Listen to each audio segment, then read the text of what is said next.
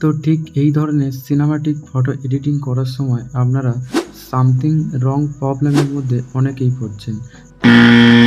তো আশা করি এই ভিডিওটি দেখার পর আপনাদের সব রকম প্রবলেম সলভ হয়ে যাবে। তো ভিডিওটি ভালো লাগলে লাইক, কমেন্ট, শেয়ার এবং চ্যানেলটিকে সাবস্ক্রাইব করে দেবেন। তো প্রথম আমরা হাইপিক্স অ্যাপসটিকে ওপেন করে নেব। এবার আসবো ইমপ্লোড অপশানটিতে। এবার একটি ফটো সিলেক্ট করে নেব।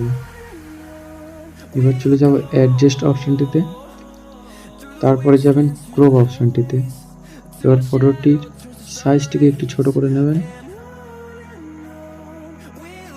এবার আসবেন এআই এক্সপেন্ড অপশানটিতে। এবার এই ঘরটিতে আপনারা একটি প্রমোট লিখবেন। তো আমি প্রমোটটা লিখে নিই। তো এবার আপনারা অ্যালাউ করে দেবেন, নিচে জেনারেটে ক্লিক করবেন। তো দেখা পাচ্ছেন এখানে সামথিং রং প্রবলেম দেখাচ্ছে। তো আপনারা কি করবেন, ব্যাগে চলে যাবেন, আবারও আপনারা ক্রপ অপশানটিতে ক্লিক করবেন। আবারও ফটোর সাইজটিকে একটু ছোট করে নেবেন।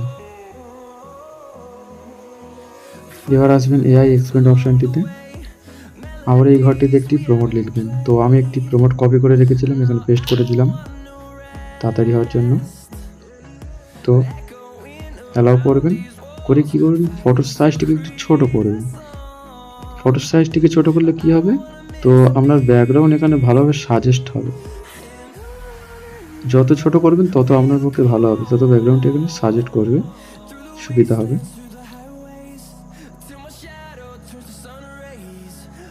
তো এই যে প্রমোটটি আমি দিলাম, তো আপনারা যদি প্রমোটটি কপি করতে চান তো আমি আমার টেলিগ্রামে প্রমোটটি দিয়ে দেবো, আপনারা ওখান থেকে কপি করে নেবেন। এবার জেনারেটে ক্লিক করে দিলাম। তো 100% হওয়া পর্যন্ত আপনাদেরকে অপেক্ষা করতে হবে। তো দেখা যাক কতটা পরিবর্তন হয়। আরেকটা কথা, নেটওয়ার্কের স্পিড চাই, না হলে প্রচুর প্রবলেম হবে। তো অপেক্ষা করুন। তো দেখাই পাচ্ছেন কত সুন্দরভাবে ব্যাকগ্রাউন্ডটি সিলেক্ট করে দিয়েছে। তো এখানে 3টে ফটো সিলেক্ট করবে। তো আপনাদের যেটা পছন্দ হবে আপনারা সেটাই ডাউনলোড করে নেবেন।